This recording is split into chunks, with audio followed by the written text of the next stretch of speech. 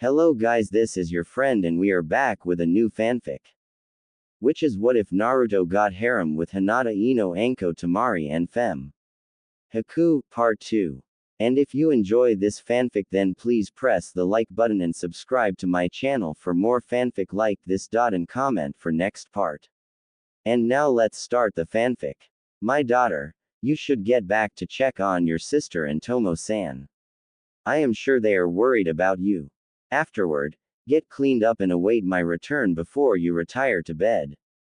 I will remain here for a moment longer. Hiashi commanded of the little Hyuga, who quickly bowed her head to everyone and made her way back into the compound with her uncle. Hiashi then kneeled down next to the tired boy. Uzumaki-san, my name is Hyuga Hiashi and I am the head of my clan. I wish to express my heartfelt gratitude to you for saving Hinata. You are welcome to come by the compound any time my daughter wishes to meet with you. I also have to admit it was very clever of you on how you alerted us to the kidnapping. Hiashi remarked with a slight twinkle in his eyes. Naruto had the decency to look sheepish. It was all I could think of. I've seen how protective parents are of their children, especially a father and his daughter. I had to get help as fast as possible, sir. Hiashi nodded with a small but amused smirk before continuing. In addition, if you desire help with any situation, please come to me soon and we will discuss it. I will do my best to provide you with solutions. The Hyuga head spoke in his most sincere tone and bowed his head slightly.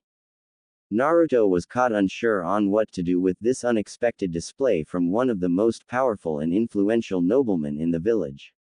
He almost flinched when Kurama's voice spoke quietly into his head. Naruto. It's me, Kurama. Do not speak. Only think your responses when you're talking to me, okay? Respond to him with respect. Make sure to use the proper suffix and be modest. We're going to need his support in the future if we want our lives to be a bit easier, and it's important we secure it now. Gotcha. Naruto thought quickly, and took a moment as he considered his response. Hiashi-sama, thank you for your generous offer. I just did what I had to do when I came across that guy, even if it hadn't been your daughter in his clutches. Anyone else would have done the same, I'm sure. Excellent response, Naruto. Nonsense, Uzumaki-san. You were there and that is all that matters now. My offer will always be available indefinitely. I shall be seeing you soon. Hiashi smoothly replied with some admiration for Naruto's humbleness. He then stood up before inclining his head slightly. Have a good night and get some rest, Uzumaki-san. He added before moving over to the Hokage for a few words. Looks like we won his support. Don't do anything to screw that up. Besides, that female child will likely grow up to be a good mate to you in the future. Kurama murmured offhandedly. What's a mate? Naruto swore he heard the giant fox facefo in his head. Don't mind that for now, and I'll explain in the future. I keep forgetting you're just a young human child. Naruto thought about inquiring further about that term before he froze as he noticed someone's terrifying presence looming over him. He creaked his head robotically around and up to see his surrogate grandfather's peering face. The old man's gaze was deadly serious. The boy also noticed no one else were in sight around the two of them for some reason. Now, Naruto-kun, tell me what happened for you to have your apparently fatal wound miraculously healed by some crimson chakra, the third demanded in a tone that brooked no liar half-truth. Naruto gulped loudly. Oi, what do I say, Kurama? Sorry kiddo, you're on your own with this one. That guy scares the shit out of me too. Good luck. The fox said quickly before signing off for the night. Oi, don't leave me alone with the scary old man. Come back.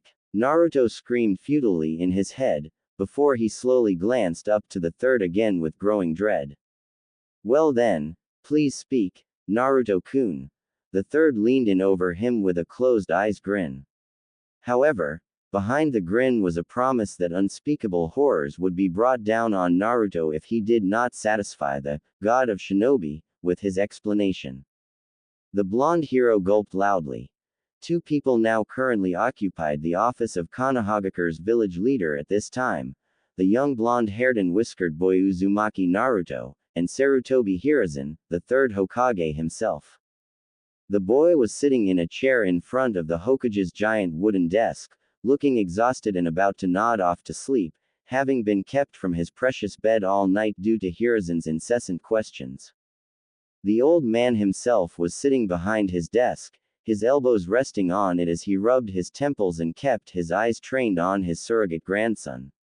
It was silent between the two for 10 long minutes aside from Naruto's occasional half-snore, half-snort as he briefly dozed off before jerking awake repeatedly. The young boy was growing frustrated as the silence went on. Quote, comma, quote. Quote, comma, dot, dot, quote. Quote, comma, dot, dot, dot, quote. Damn it, old man. I told you everything, down to every single thing I remember ever since I was born. That proves I'm really Naruto. Please let me go home and sleep, or at least kill me now.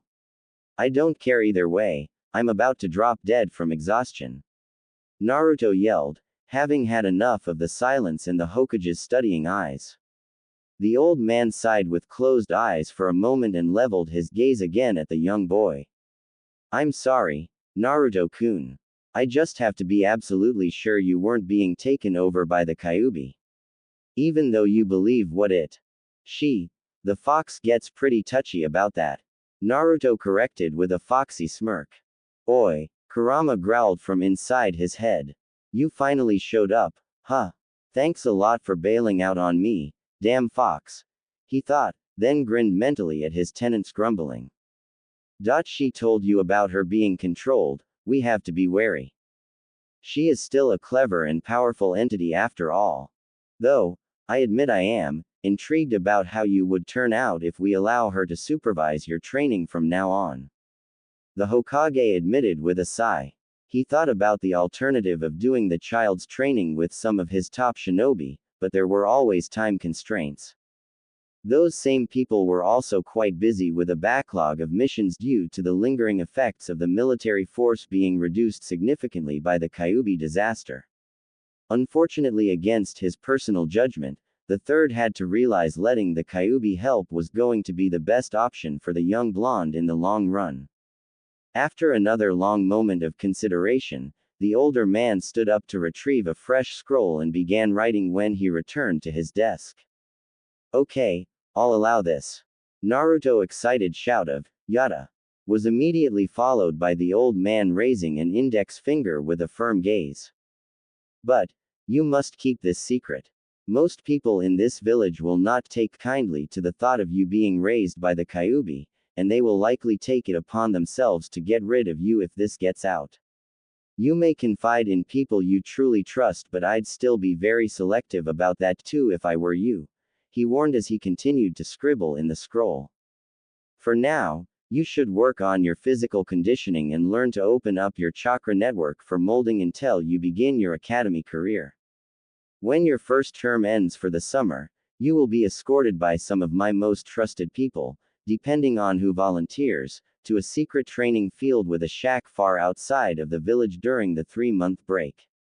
This will repeat every academy year until graduation, so you will be able to safely practice using the Kyuubi's chakra among many other things, he dictated before his expression turned deadly serious.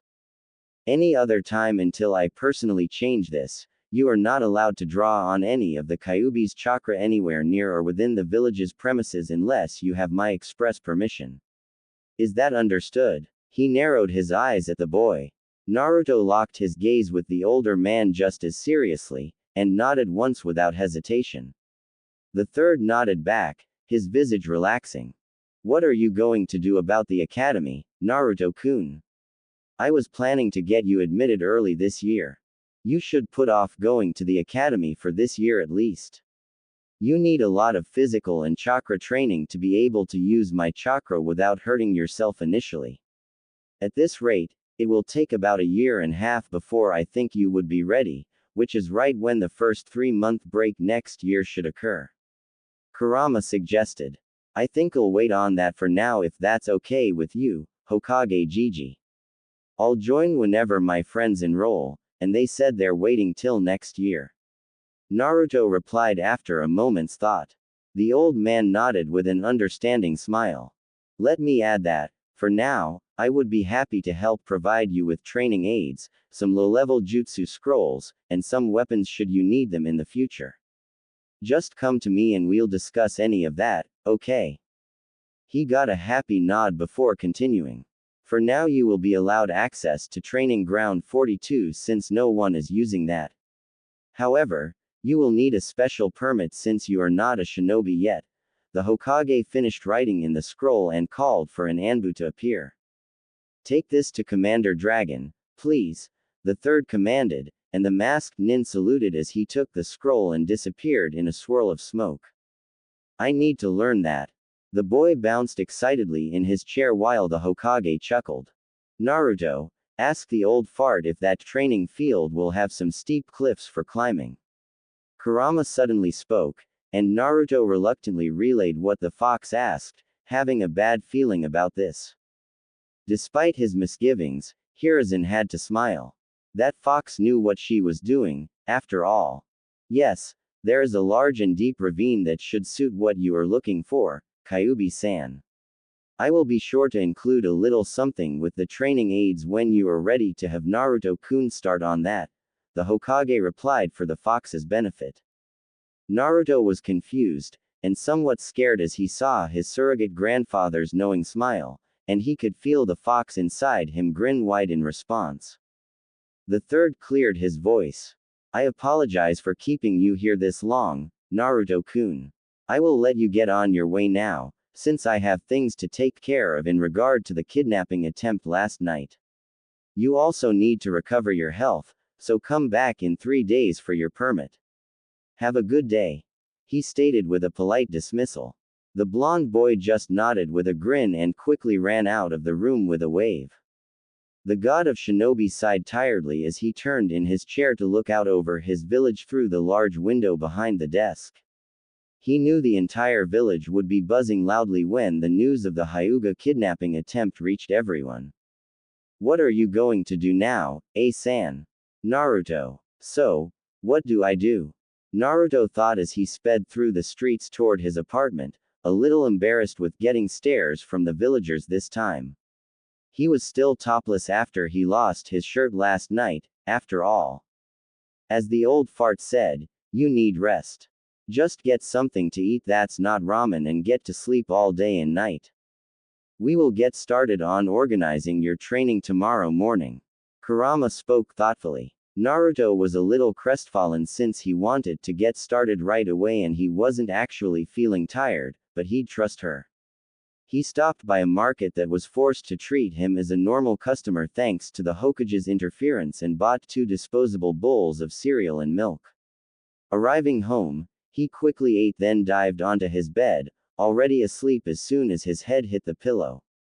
He hadn't realized just how close to extreme exhaustion he was.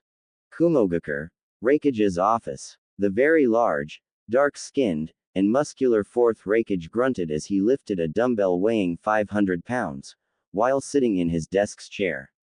This powerful shinobi named A was deep in thought as he wondered how the Hyuga kidnapping he ordered went. Gaining more Kekkei Genkei users was his father's last order before appointing him the new Raikage. Then that tough old bastard went and got himself killed defending Kumo's retreat against 10,000 Iowa troops after that damn village decided to disband their alliance at the end of the Third Great Shinobi War.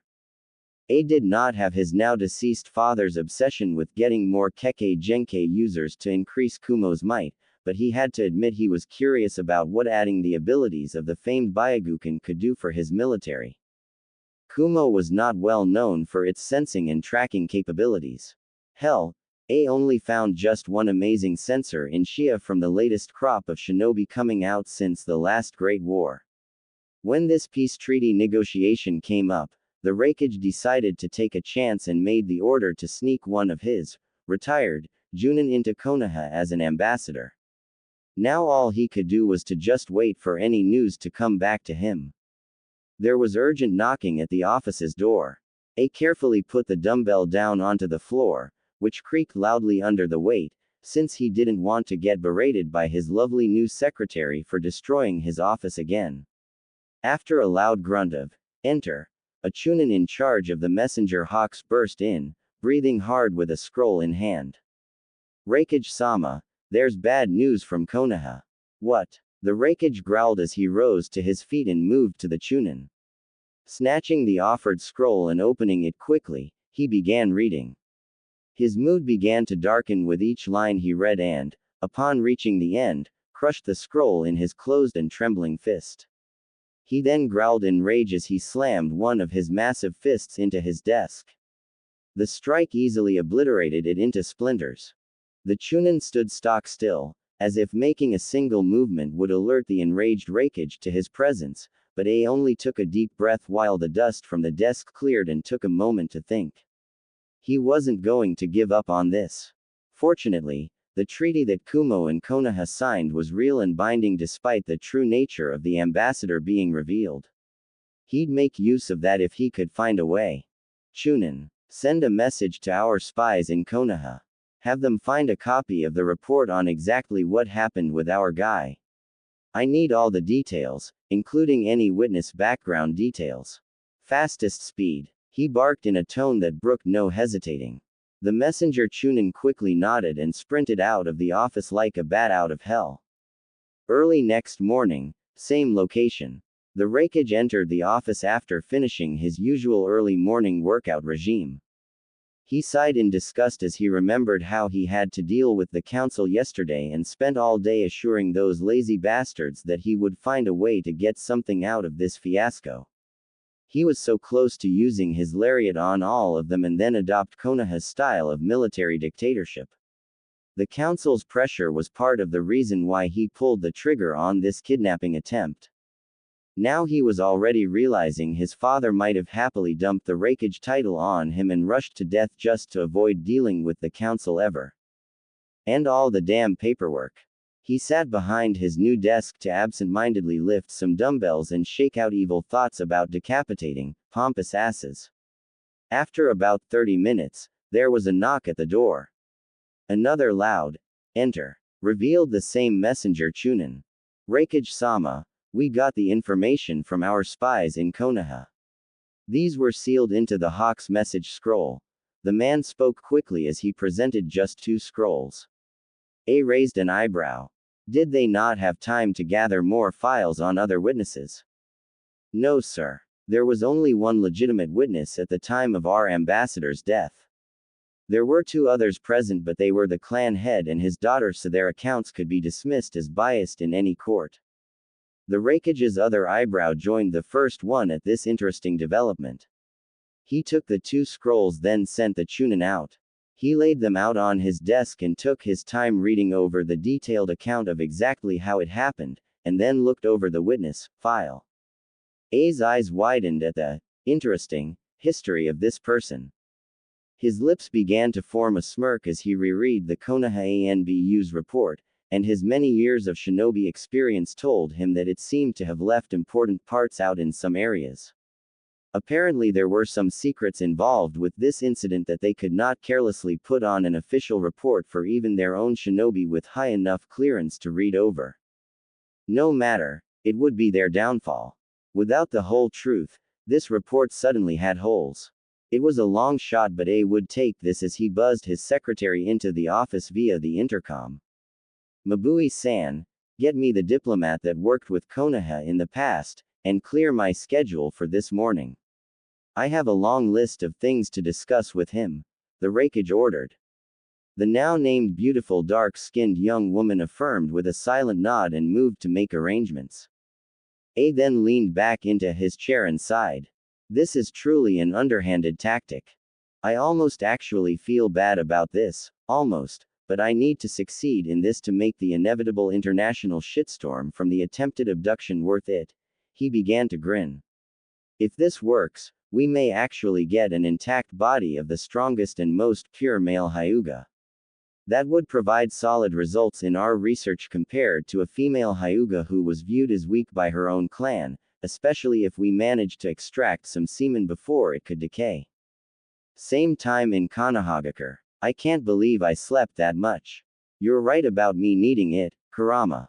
Naruto muttered out loud as he yawned and stretched his body as much as he could in his bed on this early morning. He slept most of the day away yesterday, only getting up to eat and relieve himself. I am always right. I do have one question, though. Just what is that abomination you have on your head? Kurama remarked in his head, curious about the interesting-looking nightcap her host was wearing. It looked like an odd toothy monster eating the boy's blonde hair. Oi, don't diss Mr. Nightcap. It protects me from bad dreams and keeps my head warm. Besides, it's a gift from Hokage Gigi. He defended as he stepped out of the bed to stretch some more. Nevertheless, my container shouldn't be wearing something that's stupid and childish, grumbled the fox. Naruto just shrugged as he pulled the nightcap off and began undressing for shower. You do realize I'm still a child, right? The boy deadpanned. So, foxes are already adults by the time they're your age. Kurama tried pitifully. He just laughed out loud. Your fox logic won't work on a human, and the hat stays. He smirked upon hearing an annoyed snort in his head. After showering and eating an actual healthy breakfast of milk, fruit, toast, and oatmeal, Naruto dressed in his training outfit of a black loose sleeveless shirt with the Uzumaki spiral drawn in red on the back and white shorts. So what do I need to start with? The boy thought, getting down to business as he stretched to make his body loose. Unfortunately, your body is pitifully underdeveloped thanks, once again, to your hopefully former ramen addiction. Kurama paused for an angry snort from her container before continuing. Any real physical conditioning will just break your body at this point. We will build up your endurance and muscles as you eat healthier before we begin on any actual conditioning and your shinobi training. It won't take much time, as I will be working to make efficient use of your body's improved nutrition. It shouldn't more than 2 months for you to be in good enough shape. Until then, we'll start with something easy. Maybe 10 laps around the entire village, and 2 sets of 50 crunches, push-ups, and squats each 2 laps.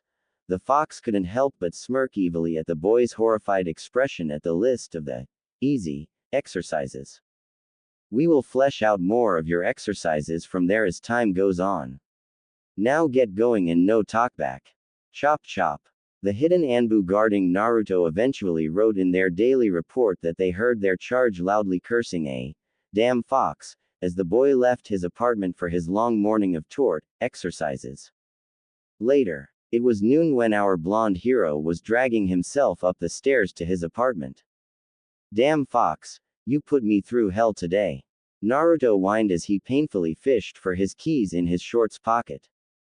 I know, I particularly enjoyed your creative vocabulary on what you were going to do to me when I asked for 2 more laps. I'll be looking forward to more tomorrow. Kurama replied, snickering at the memory. Naruto let out a pained groan as he opened the door, shuffled in, and fell forward flat on the entrance hallway's floor. A moment later, the 2 Anbu guards hidden next to the still open front door could hear snoring. 2 huge sweat drops formed in the air above where the 2 invisible guards were hiding. After listening to the boys snoring for 5 minutes, the guards shrugged at each other and one of them briefly shimmered into visibility to gently close the front door. An hour later, the blonde woke up with his stomach grumbling. He opted to make use of the first of his 2 allowable ramen meal for the week. He cleaned himself up and headed back out, wincing in slight pain from his sore body.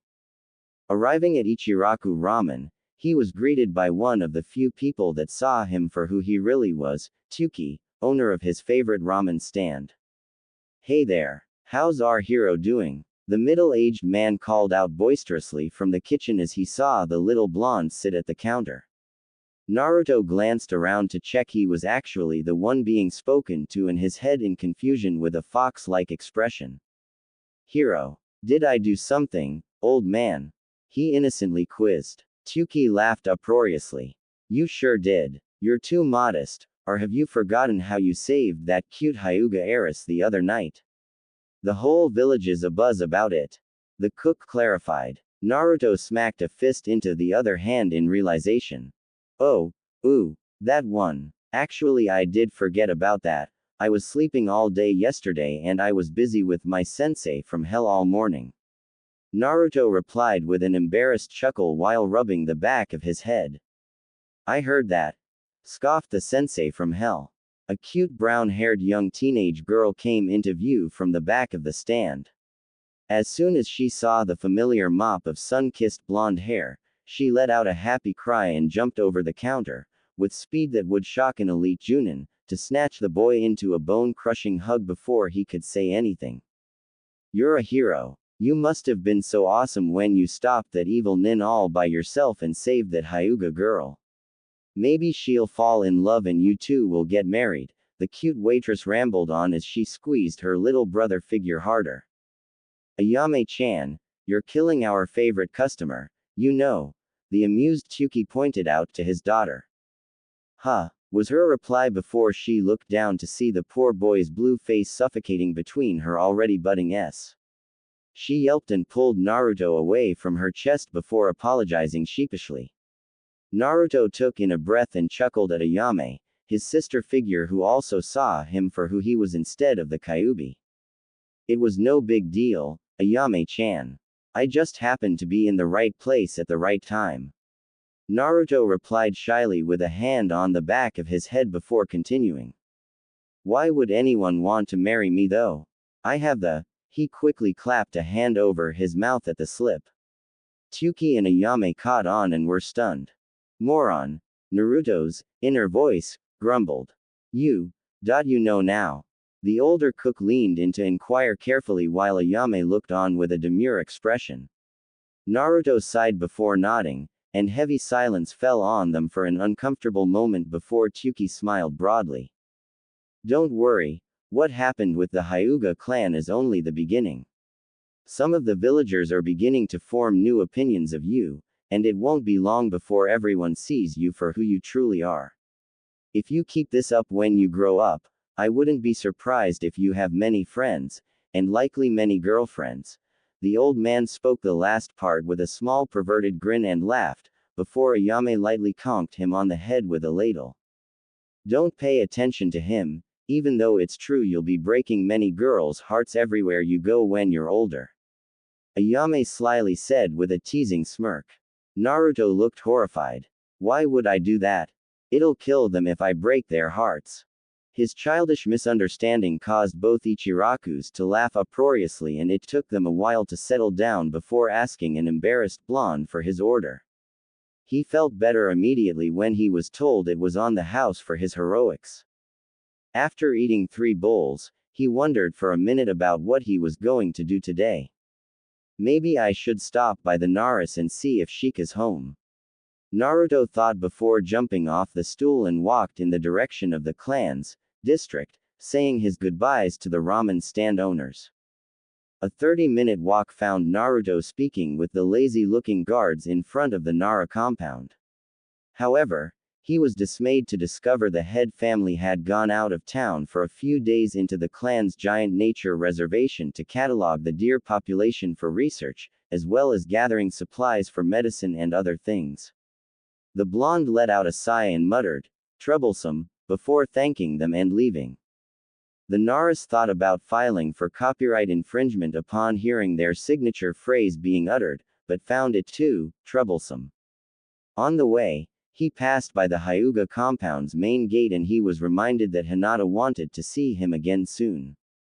He shrugged on that thought and decided it couldn't hurt to see if she was available. Stopping in front of the gate's 2 guards, he made his request.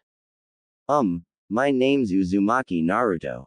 I was asked by Hyuga Hinata to stop by when I recovered, and I was wondering if she was available. The 2 guards narrowed their eyes at the blonde boy and he had to hold back a gulp. Finally one of them spoke up. Uzumaki-sama, please remain here while my colleague steps inside to inquire about your request. The one on the left spoke professionally while the others slipped inside through the gate, apparently to speak to someone. A few minutes of terse silence passed between Naruto and the remaining guard until the front gate creaked open to reveal the other guard and one more man.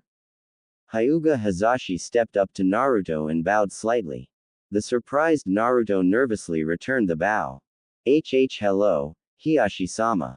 We met the other night. I apologize if my stopping by here unannounced took you out of your busy schedule. Naruto respectfully said, mistaking the man in front of him for his identical twin brother, the Hyuga clan head. Hazashi could not resist an amused smirk. My sincerest apologies, Uzumaki-sama. We have not officially met and it was dark the other night, but please do forgive the confusion. I am not Hiashi-sama, but his twin brother, Hazashi. The man paused as the boy flinched in surprise and confusion.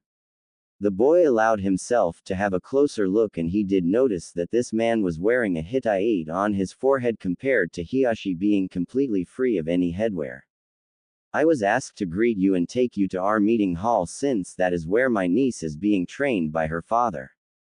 Hazashi continued as he bowed and stepped aside for Naruto to enter the compound.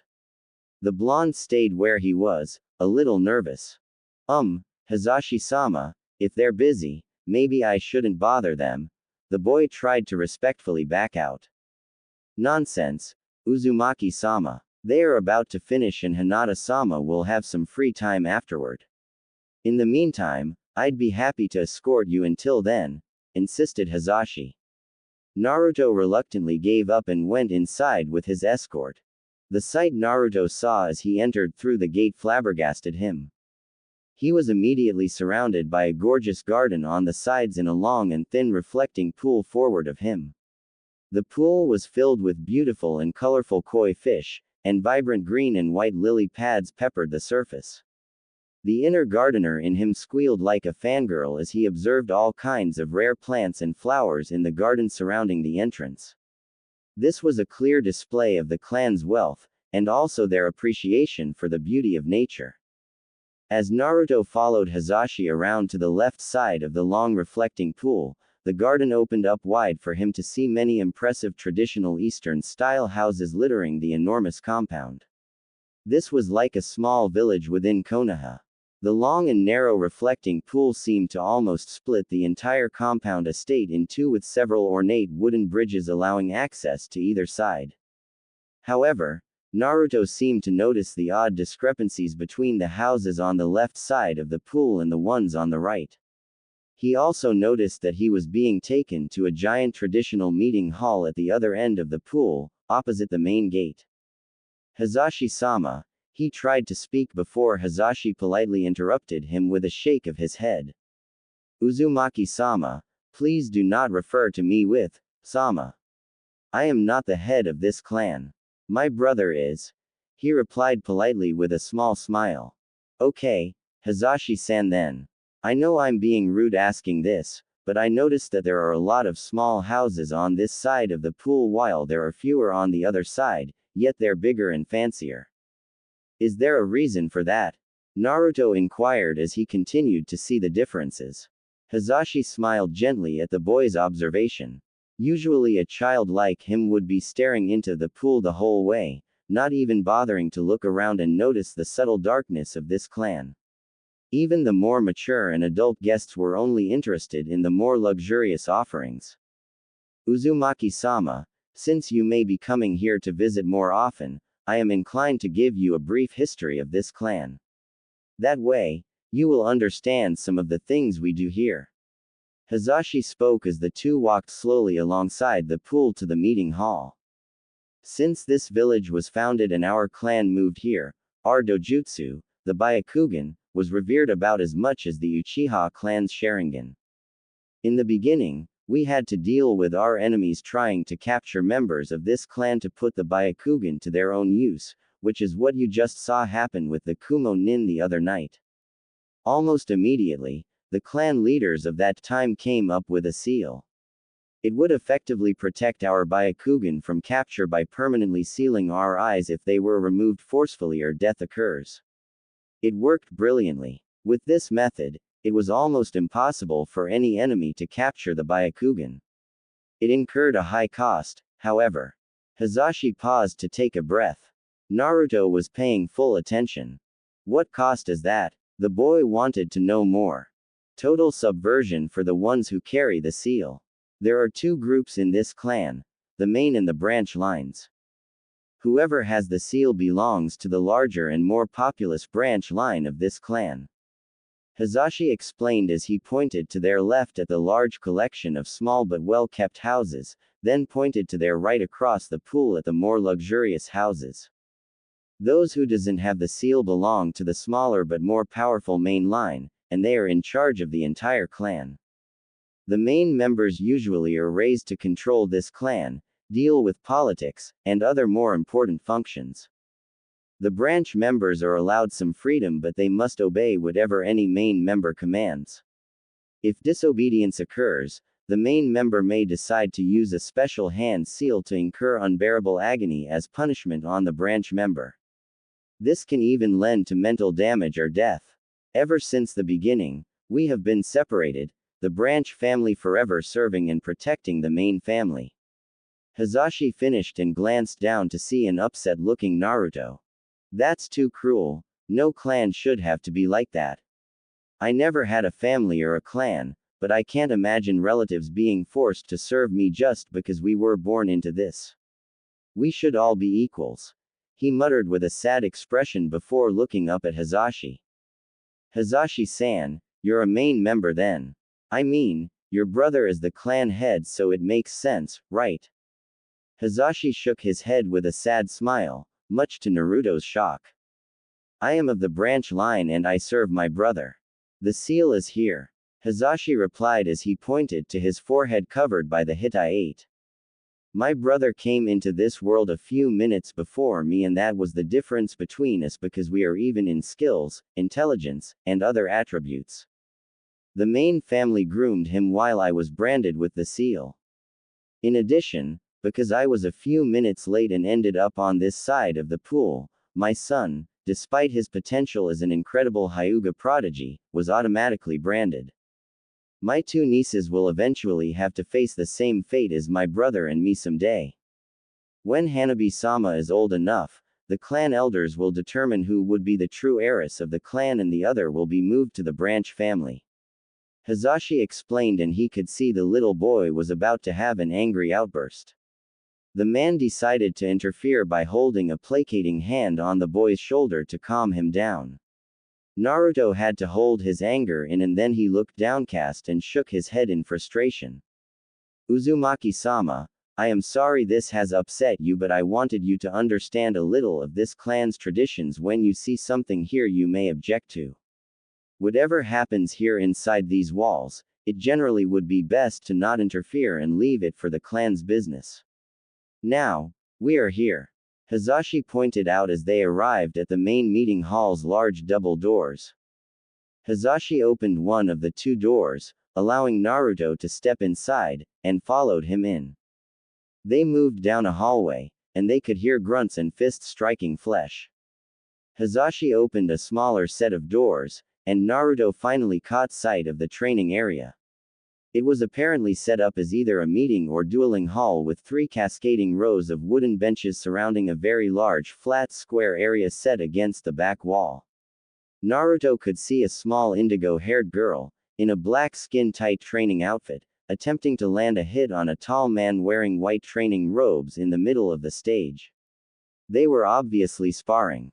The boy felt a hand on his shoulder, and he glanced up to see Hazashi silently nodding his head toward a particular section of seating.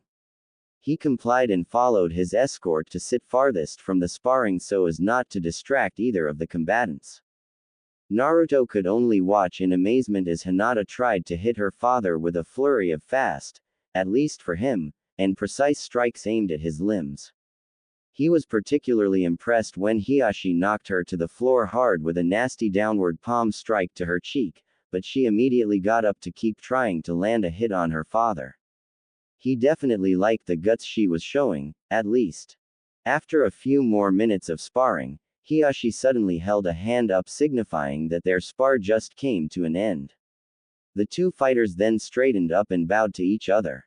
You are improving, my daughter. You have managed to close one of my tenketsus earlier than last time. Hiashi commended as he seemed to flex his left hand. Your kata need work, however. Practice them and we will train again tomorrow afternoon. For now, I see you have a guest, he stated as he glanced up at Naruto and Hazashi. Hinata was confused for a moment until her pale eyes finally locked with blue eyes after searching the meeting hall.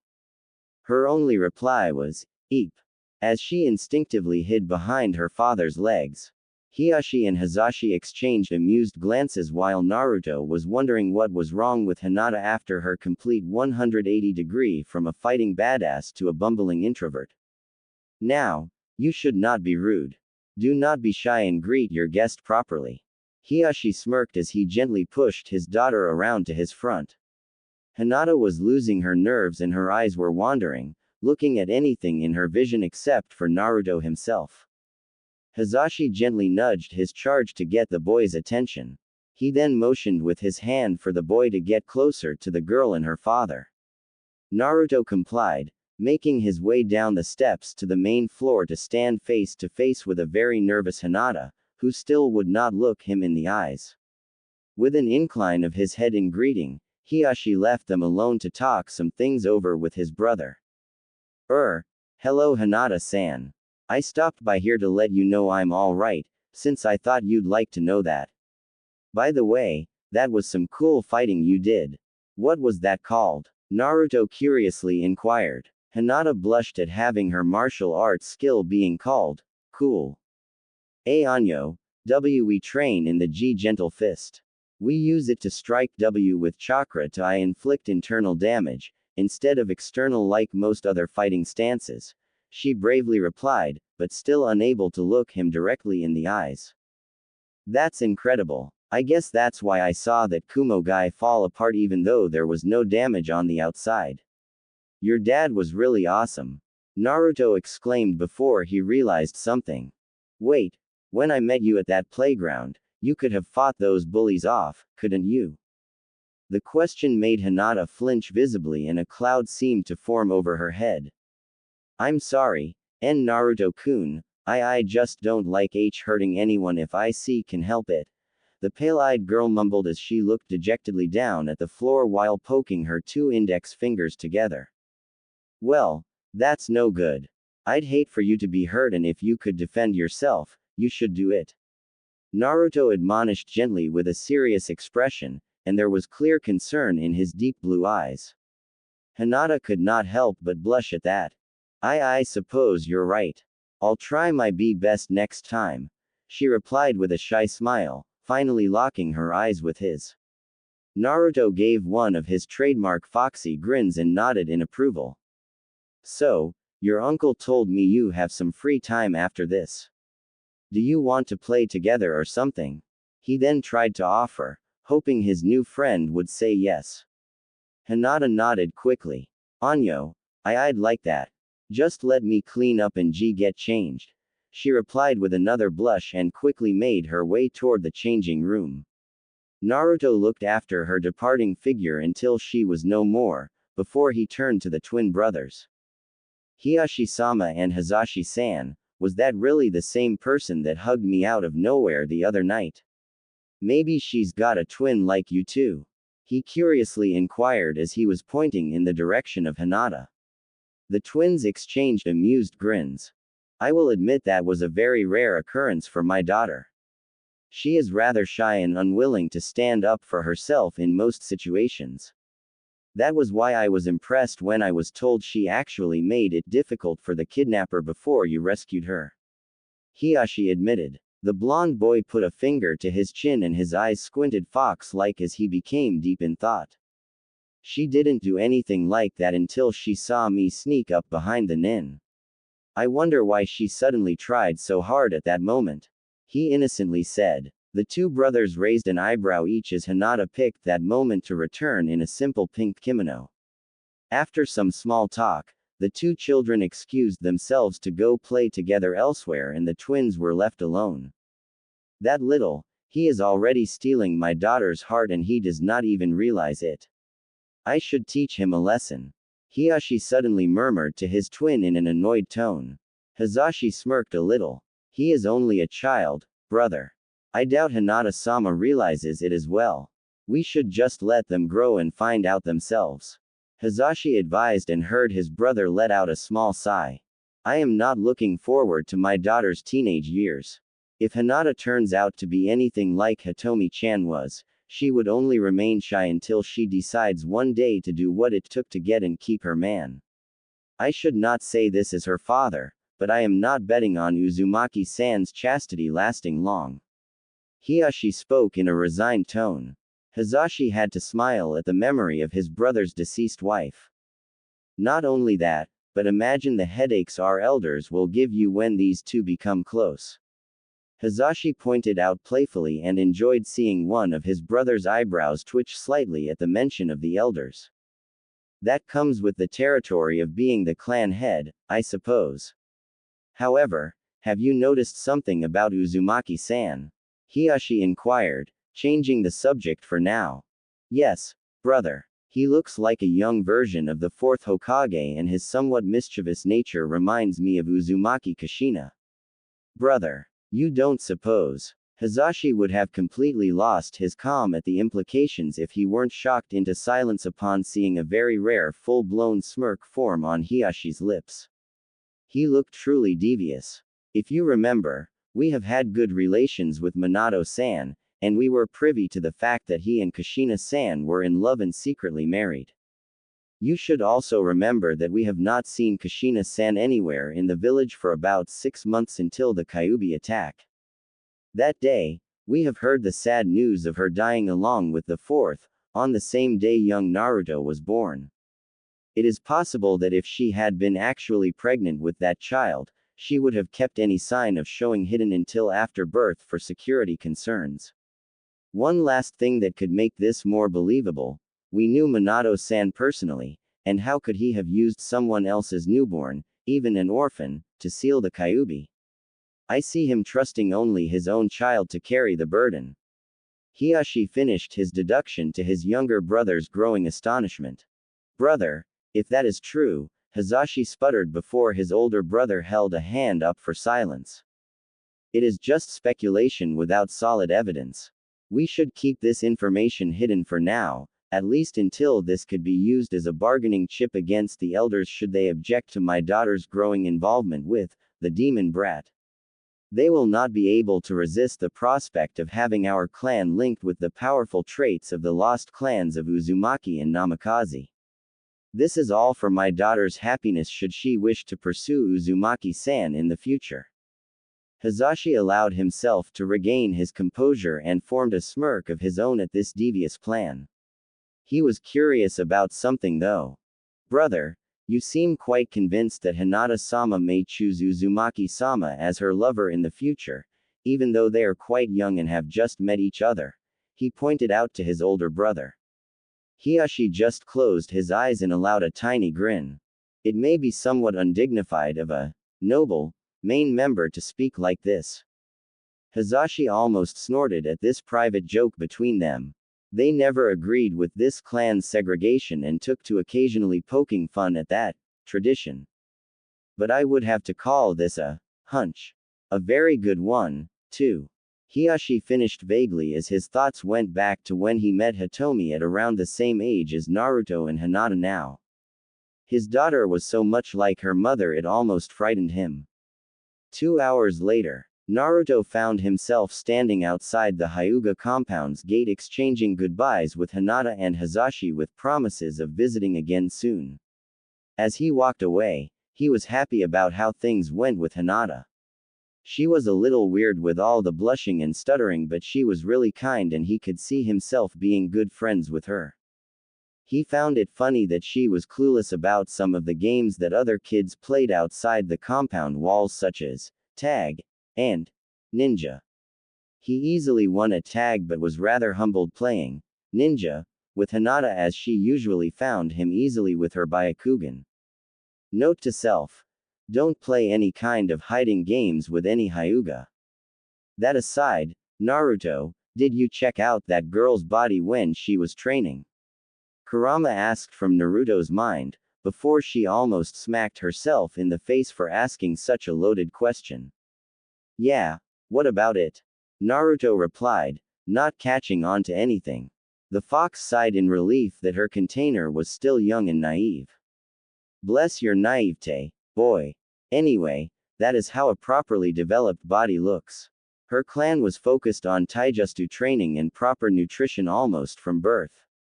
She was fast, limber, and agile. Were she so inclined, she could kick your 8 different ways in the first 5 seconds with the way you are right now. Kurama stated as a matter of fact. Naruto had to bitterly agree with her assessment of his current condition. In your case, you have a natural disposition towards strength rather than speed like her. That is not to say we cannot make you fast, but your physical attacks will be devastating when you can fully utilize your strength.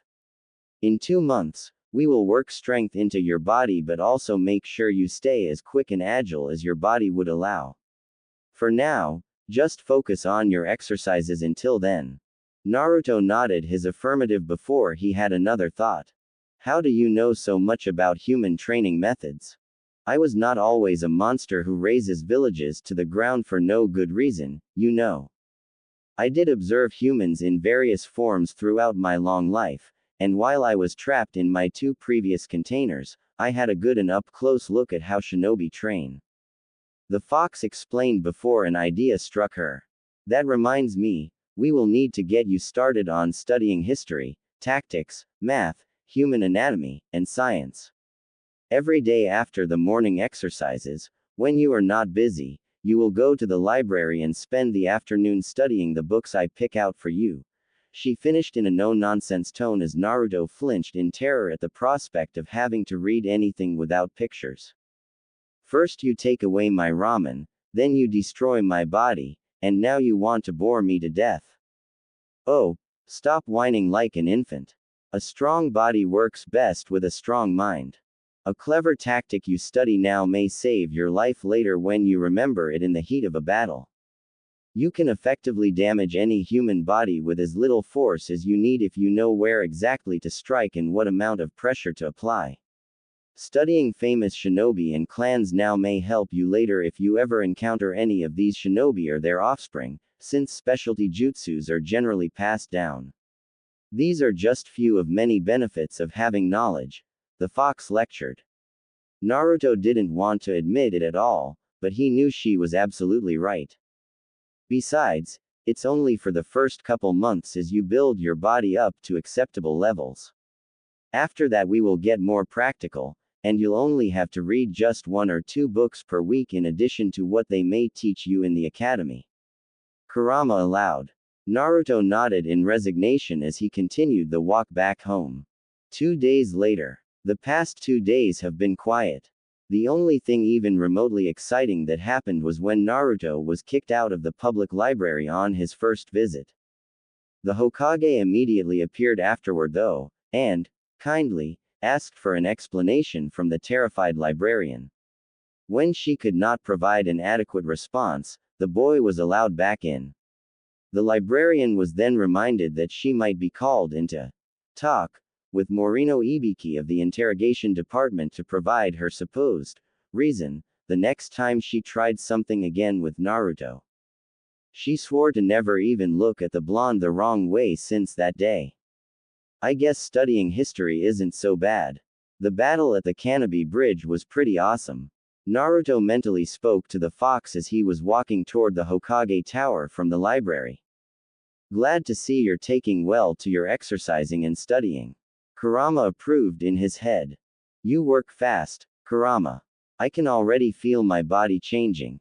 The blonde thought as he flexed his arms some, noticing a little bit more muscle as he entered the Hokage Tower and went up several floors. He noticed a lone figure walking down the stairs from above. He scowled when he saw the cloud insignia on the man's armband, denoting that this man belonged to Kumogakure. The man was wearing the most arrogant and victorious smirk the young boy had ever seen on anyone. He did not pay the wary blonde any notice as he passed by and continued down the stairs out of the building. Naruto was glaring holes into the man's back the whole time until he was out of sight. He then disgruntledly spit on the floor where that man stepped through and continued up. Something was wrong, and he could feel it with each step he took closer to the Hokage office. There was a feeling of heavy pressure in the air and it seemed to be trying to crush him. By the time he reached the landing, he noted the secretary by the office's door was gripping onto her desk's edge with white knuckles and trembling, clearly scared out of her wit. At this point, the pressure was so strong and deadly that the boy himself felt like running back down the stairs and all the way out of the village, never to return. This is that old fart's killing intent. He's seriously pissed. The fox calmly clarified. I'd say, I want to faint and he's not even directing it at me. I think it had something to do with that Kumo guy. I've never seen Hokage Gigi this angry. Also, it doesn't sound like this is bothering you one bit. Naruto inquired of his tenant, who just scoffed. Please, this is like a gnat threatening a full-grown elephant. The fox replied dismissively. Says the one who left me to his mercy the other night when he was asking, nicely, about us, huffed Naruto. In my defense, that smile was scarier than anyone's killing intent and I am looking at the world from a small human boy's perspective, not from a giant biju able to squash puny humans with just my pinky. The killing intent in the air slowly lifted, much to the relief of the secretary and the blonde boy. A long moment of heavy silence passed before Naruto brought an index finger up. I don't suppose this is a good time to visit him, Tame-chan. He tried to say in good humor. The cute young brown-haired female Chunin, doing secretary duties this week, violently shook her head. You're kidding me, right? You had to have felt that too. I like you too much to let you go in there now, Naruto-kun. She warned with a glare that brooked no argument. The boy just nodded his head and turned back in the direction he came from. I suppose you're right. I'll see you tomorrow then. Naruto agreed with a wave over his shoulder as he disappeared down the stairs. Now what? Now we find something else to do. There is no hurry in getting to that training field anyway. How about we repeat what we just did this morning for the evening? You should be able to handle that now.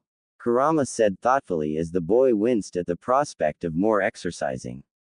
On the other side of the office's door, the Hokage felt Naruto's presence fade as he left the building. I'm sorry, Naruto-kun, but other things are on my mind at this moment, he thought as he sat in his chair and went back over the conversation that just happened with the Kumo ambassador. 15 minutes earlier. Would you repeat that again? The third ground out with barely constrained anger at the man standing in front of him, the new ambassador from Kuro. The man remained stoic, despite trembling violently on the inside in face of the powerful Hokage's anger. A good politician had to bluff all the time, after all. You heard me. Under the guidelines of our new peace agreement, we demand reparations for the wrongful death of one of our most prized retired shinobi. You also wrongfully did an autopsy on him without our permission and certainly have learned all of his secrets by now. The only way Raikage-sama will be satisfied is if we are allowed to retrieve an intact body of the man responsible for our ambassador's murder. The new ambassador spoke with a stern expression. You will forgive me for saying this but, shit. We have evidence and witness accounts that placed your retired shinobi in the act of kidnapping Hyuga Hinata. We obviously followed procedure with a hostile shinobi in our territory. The Hokage almost shouted as he slammed a fist on the desk, cracking it a little. What evidence is that? We have confirmed reports that there were absolutely no traces of our previous ambassador anywhere in the Hyuga compound and none on the Hyuga girl who accused him of abducting her. Here is what we feel truly happened. The previous ambassador was just taking a walk outside the compound wall when a young and infamous prankster decided to surprise and assault the man. Why would he have expected an attack in a village he had just signed a peace agreement with? The ambassador spoke calmly with a fake puzzled look before continuing. And to make it worse, the boy yelled out a blatantly false statement that would send a random man nearby into a blind rage. After the ambassador was brutally murdered by the same man, the Hyuga clan attempted to cover it up by having a young innocent girl lie about a kidnapping attempt and procured the gag and rope themselves. The reports also said that the young prankster himself disappeared right before the other Hyugas appeared, apparently not wanting to be caught responsible for the ambassador's demise. Because of that, he cannot be considered a reliable witness, even if we did not take his history of being an untrustworthy public nuisance into account, the ambassador said, laying out all his carefully prepared lies. The Hokage kept his deadly glare burning into this hateful man, but inwardly he was stunned. What this man said nearly matches the official Anbu report word for word. That Kumo kidnapper really did not leave any trace, even on the young girl and the ropes, which was a near impossibility. How did Kumo get their hands on the report in Naruto-kun's file? Because the Anbu reports could be accessed by any nin with high enough clearance, I ordered them to strike Naruto-kun's near-death experience, the Kyuubi's chakra, and any evidence, including the blood and kunai used by the Kumo nin, from the official record. This was all done to protect the S-ranked secret of Naruto-kun's Jinchuriki status. I didn't think it would come back to bite us in our collective. I honestly believe we have a better case than you do, and we will win if we held court in neutral territory over this, especially when we call your entire village in as witness to the young prankster's character. With that, I will repeat our one simple demand. Give us the intact body of the man responsible for our ambassador's murder. If you do not comply, I have been personally authorized by the Raikage to declare our newly signed peace treaty dissolved and we will escalate our military's presence on our border, the ambassador reiterated. You dare threaten us? The third snarled, increasing his killer intent at the ambassador, who blanched a little. We are simply doing what was required in response to the unprovoked murder of one of our most respected retired shinobi. Are you sure you want to risk heavy losses for an alleged murderer if things were to escalate between us? We all know Konoha is still weakened by the Kyuubi no Kitsune's attack.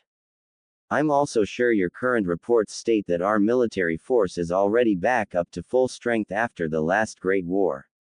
I wonder how your village, weary after so many losses, would feel if it was found out many more deaths could have been easily prevented by the life of one single man. You don't have to worry about this being public. We will keep this quiet and you can just explain the Hyuga man's death in any way you want. The ambassador pressed his advantage. The air grew heavy with tension each ping moment as the Hokage seemed to contemplate killing the man in front of him to just go ahead and get things started with Kumo. Get out. The god of shinobi finally spat out before he did something he would regret.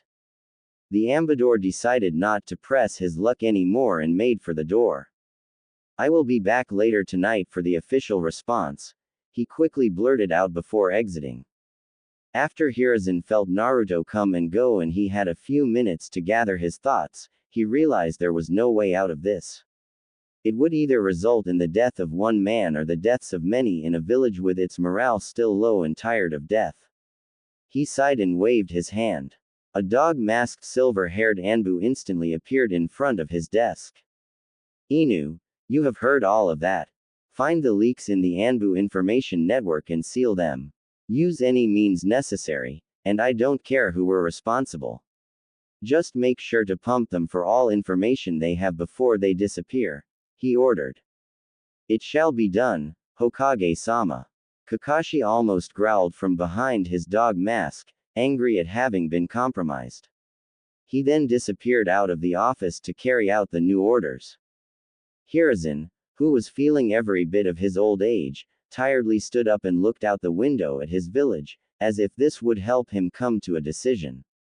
He remained staring at the sun slowly setting beyond the majestic forest surrounding this quiet village for almost an hour, before he finally turned around and buzzed to Mei on the intercom. The coming darkness seemed to signify the Hokage's sober mood. Get me Hyuga Hiyashi. Tell him this is urgent. Hiruzen, who was feeling every bit of his old age, tiredly stood up and looked out the window at his village, as if this would help him come to a decision. He remained staring at the sun slowly setting beyond the majestic forest surrounding this quiet village for almost an hour, before he finally turned around and buzzed to Mei on the intercom. The coming darkness seemed to signify the Hokage's sober mood. Get me Hyuga Hiyashi. Tell him this is urgent. Later in the evening in the Hyuga meeting hall. This is unacceptable, brother. How could you have already agreed to this? Hizashi exclaimed at his older brother just after Hiyashi relayed the Hokage's account of his meeting with the Kumo ambassador. They were standing on the main floor among the top elders from both branches of the clan as they argued over this development. Your brother is right, we cannot allow you to be sacrificed. You are the head of the Hyuga clan, the most noble and respected clan in Konohagakure. Even more importantly, we also cannot allow our Byakugan to fall into their hands. Cried one elder. Let the cowards fight us. We will beat them back like we always have done. Another elder raged. Hiyashi held out a hand for silence. I appreciate your sentiments. However, we have no choice in this situation. Kumogakure has outmaneuvered us completely. Even if we decline the reparations, then go to war and somehow come out victorious, what do you think will happen? This country, weary of conflicts, will blame this clan for this new conflict and we will lose our reputation and standing. This is my fault, since I have killed the man in blind rage without any thought to the consequences afterward. I have failed one of my own teachings in always accessing any situation with a calm heart and mind. For that, I must pay. Hiyashi stated calmly, obviously prepared to meet his fate. This does not mean you should just give yourself up. You have a responsibility to rule over our clan and ensure its continued prosperity. Hizashi tried to reason with his older brother, but he and the other rebellious elders were suddenly struck silent by a large blast of killing intent. That is enough. This has already been decided. Our loyalty is to the village first and the clan second. It was, has been, and will always be that way for as long as this village stands. I will not allow myself to be the one person responsible for the possible destruction of our home and our children's future. The clan leader paused to calm himself. I only came here to inform you of my decision and offer my goodbyes, not to allow any of you to change my mind. I have already spoken of what I need for all of you to do after my death, and I expect all of you to carry out your tasks. Hiyashi then directed his gaze at his twin. The same goes for you too, my brother. You must understand why I have to do this, and I expect you to raise my daughters alongside your son to be strong in my stead. Now, I do not have long, and I wish to spend my remaining time with my daughters before I leave to face my fate. I wish you good fortune after this dark day. Farewell. He finished his speech. He then immediately walked out of the hall, pointedly ignoring several still protesting elders in his wake. Hizashi clenched both of his fists hard enough to draw blood and gritted his teeth. It is you who do not understand that this clan will fall apart without you. The elders will panic and try to use both your daughters to gain more power and influence with others who would take advantage of the confusion. I cannot imagine them ever being happy when they may be used as political tools any day. Worst of all, I will be powerless to stop all this because of this damnable seal. He almost growled at that thought, before his expression softened some. I can feel this clan is inching ever closer to the day when this segregation would end and my son will be one of the first few to be set free. However, I fear that will never come to be without you as clan head to oversee this. For once, the clan truly needs you more than the village does, and I will go against my own fate in order to save you and this clan, brother. Hizashi left the hall with a determined gait, heading for his house. Hizashi's house, a few minutes later. Hyuga Neji knew something was wrong tonight. His father hadn't come back home yet and the entire compound was in an uproar. He had a bad feeling about tonight, as if his life would change forever after this. It was just like the night before he lost his mother on her last mission when he was younger. The front door opened swiftly to reveal his grim-faced father entering. Hizashi then immediately went into his bedroom to get changed from his gray robes into a set of pitch-black mission robes, as if he was getting ready for a night mission.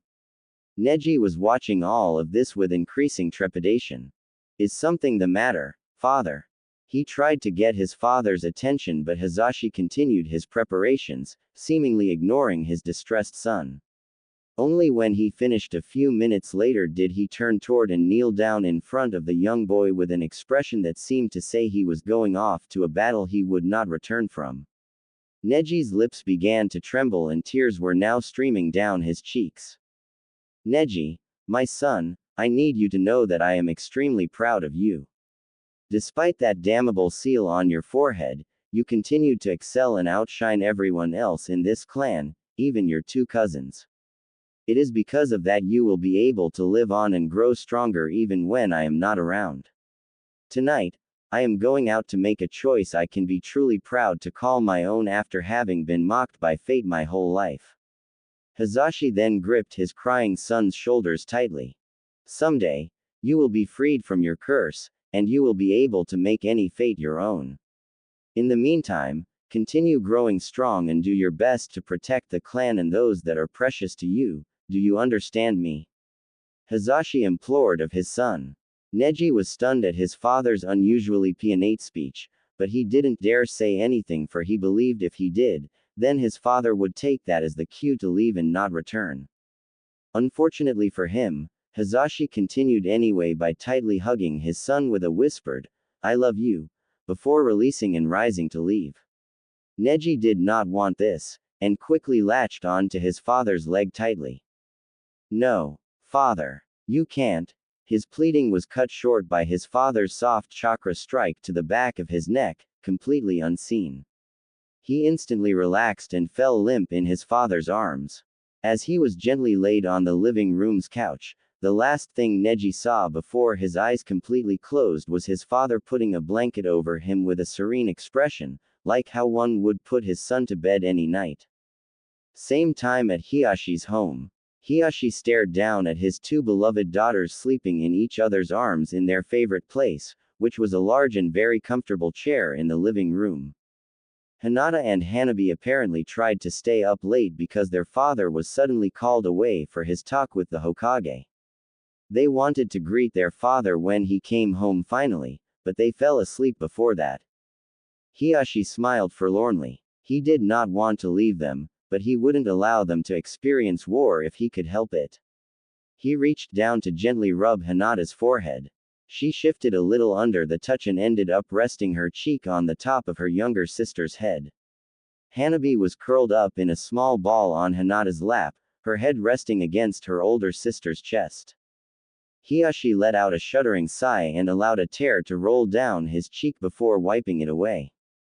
He would truly miss them, and prayed to every deity out there that they would pull through after his death with his brother helping them out. After a long minute of standing over his sleeping daughters, he gently laid out a blanket over them to keep them warm. After one more reluctant glance, he then quietly left the living room and was about to make his way out when he was stopped by a female voice. "Will you be coming back, my lord?"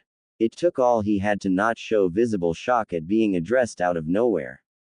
Slowly turning his head to glance in the direction of the voice, he found one of the female branch members, Hyuga Tomo, standing off to the side wrapped in a simple sleeping yukata with her arms crossed underneath her ample bust.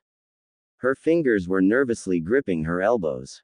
Her long and luscious black hair, reminding Hiyashi of Kushina's memorable red hair due its incredible length and volume, was braided now for sleeping and hanging loosely over her shoulder. She was an incredibly beautiful woman even for the usually high standards that all Hyuga women easily met. She was also kind and motherly, which was why he personally selected her as the primary caretaker for his daughters after Hitomi's unfortunate death. She did an excellent job raising them since that fateful day, and he had come to truly admire her loving, yet slightly mischievous nature. None of that was present on her terrified expression as he stared unblinkingly at her for a long moment. "Yes, I am." That didn't seem to calm her at all as she nodded jerkily with hitched breaths. He didn't think she was convinced at all, and let out a small sigh. "Tomo-san, I do not believe I have told you yet that I am eternally grateful to you for helping raise my daughters. I feel we would have been lost without you around, and they truly do consider you to be their mother now, if not by blood at least. Tomo took a shuddering breath as she allowed several tears to escape her pale eyes. Why you honor me with your kind words, my lord. I truly do feel blessed to have been invited to serve your family, and I can only hope I did Lady Hitomi proud in her stead. Hiyashi closed his eyes and smiled fondly at the memory of his deceased wife. Believe me when I say you have done much more than that. Please continue to watch over my daughters, he stated sincerely and bowed his head gratefully to the now trembling caretaker. I must go. My lord. Tomo whispered brokenly as she seemed to reach her hand out for him, who was already walking with his head high through the door out of the house. He didn't look back. Letting out a choked sob with her outstretched hand now covering her mouth, the caretaker slowly turned her head to gaze lovingly at her charges, who were still sleeping in each other's arms looking adorable and peaceful. Your father can be a terrible liar sometimes, she muttered with a faint smile as tears continued to stream down her cheeks. After bowing to the gate guards, Hiyashi slowly made his way alone down the long and dark walkway leading from the compound into the village. It was nearly midnight as he slowed his pace. He did not need to be at the Hokage Tower for a good while and he would enjoy this final stroll before his upcoming death. It was interrupted, however, when he suddenly stopped after a few minutes of walking and instantly activated his Byakugan. Whomever you may be, you cannot hide from my all-seeing eyes. You may as well come out now, he quietly declared to a nearby lone tree on the side of the road. The tree's dense leaves shook and split open to reveal a black-clad man leaping down upon Hiyashi's ready form. Hiyashi effortlessly dodged a preemptive palm strike from the landing alien before he rushed in to disable the man. He would not make the mistake of killing his opponent this time. He would just merely beat this man to within an inch of his life instead. He opened with a blindingly fast flurry of two-fingered chakra strikes, which his attacker easily parried or matched blow for blow. Dancing around each other like a pair of graceful performers, the two combatants descended into a beautiful and almost quiet exchange of blows and parries that went on for a long minute with neither party landing a successful hit. It wasn't long before Hiyashi realized he was facing a gentle fist user, and an excellent one, too. He was also irritated to find that his Byakugan couldn't penetrate through the man's head wrappings, preventing his attacker's identity from being revealed at this moment. Somehow, this man had access to the anti-Byakugan seals usually used by Anbu for their masks. You aim to defy your clan head's wishes. Why? He quizzed tersely as he increased his tempo to try to overwhelm his attacker. The black-clad man remained silent, however, and easily matched his pace, before shoving him back to get some distance. This was so he had room to spring into a fast combo that just barely managed to overwhelm Hiyashi's defense, leaving him with a numb right arm. Frowning at his unmoving arm as if it betrayed him, Hiyashi snapped back to the attacker with a cold glare as he reared his left arm back. Hake Kusho, 8 trigrams vacuum palm. A powerful and precise blast of pure chakra shot out of his palm in the direction of his attacker. However, the black-clad man was prepared and easily somersaulted forward high into the air over the blast. Crack. The blast instead hit the tree the altar was just hiding in, breaking the tree's top half off and it crashed to the ground with a loud thump. Meanwhile, the airborne man easily sailed over his opponent, twisting in the air to avoid one more blast of vacuum palm that continued harmlessly into the night sky. He then landed behind Hiyashi, who was already whirling around and striking out to meet this man's ult. However, it was still too much as the altar easily rushed in under the strike and deftly disabled his opponent's remaining arm with several more Juken strikes. Hiyashi stumbled back with a growl, not willing to give up even with his arms sealed. He tried to spin to activate his Kaden revolving heaven. However, his attacker already anticipated this as he quickly dashed in to gracefully land a flurry of Juken strikes along the length of his left leg. Almost stumbling onto the ground in an undignified heap, Hiyashi barely managed to remain standing on his good leg with nothing but the full extent of his pride. He let out a defeated sigh as he watched his attacker relax and straighten up to slowly remove the head wrapping. If I had known it was you from the beginning, I would gone through this scuffle much more carefully and differently. It is rather irritating to have my every move predicted rather effortlessly. The black-clad man finished removing everything, revealing himself as the identical twin of Hiyashi. Hazashi. Indeed, that is why I have hidden my identity. It was the only way to defeat you, Hiyashi. The clan head snorted slightly as he allowed his brother to gently help him over to the tree trunk he just broke in half a moment ago. Do not patronize me. You have always been slightly more skilled than I. I find that interesting, because I believe the opposite. Hazashi retorted with a small smirk as he helped his twin sit down against the tree trunk in a dignified manner.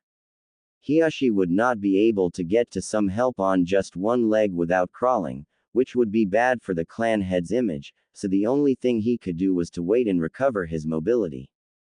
Hazashi squatted down next to him with a regretful sigh. Forgive me, my lord. I feel I must disobey your orders. Hazashi, why are you doing this? You know they will not just give up on this. You should not have stopped me, unless you want to be responsible for the death of thousands.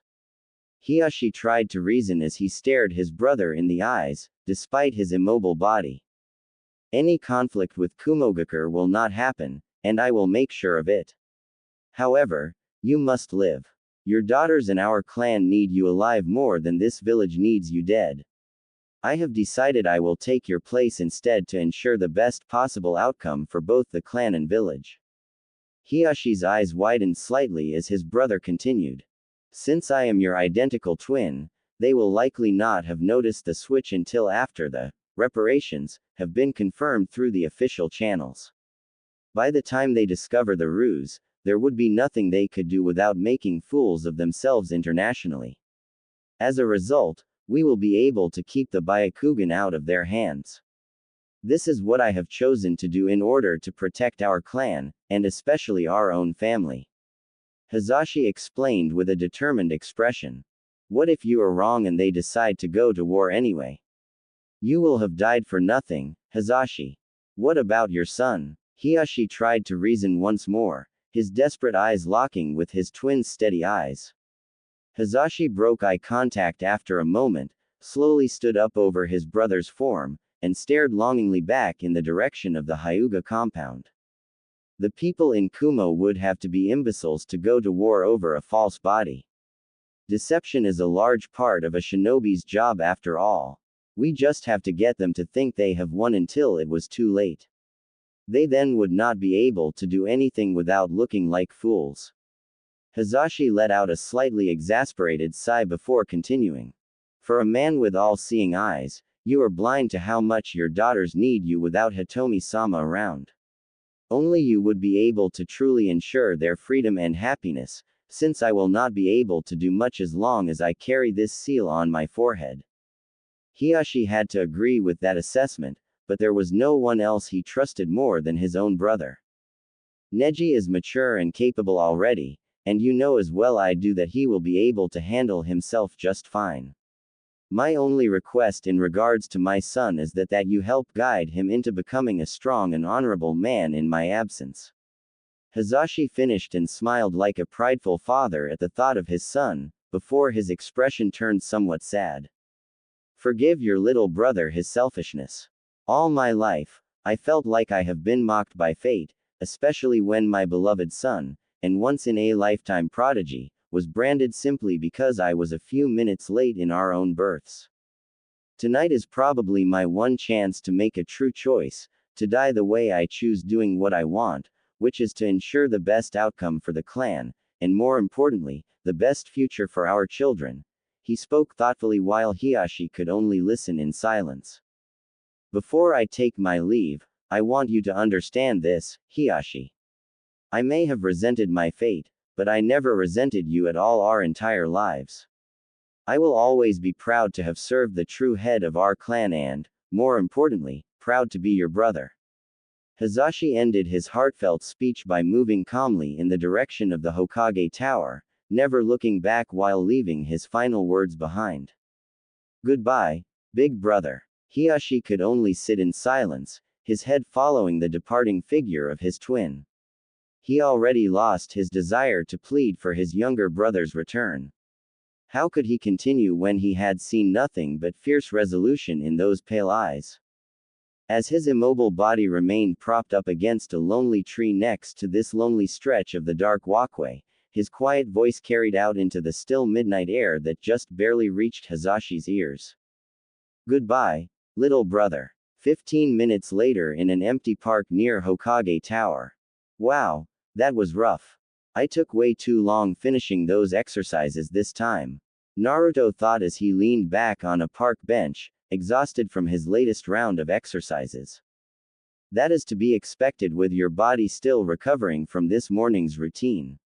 You did well, actually. Tomorrow you will rest both your mind and body.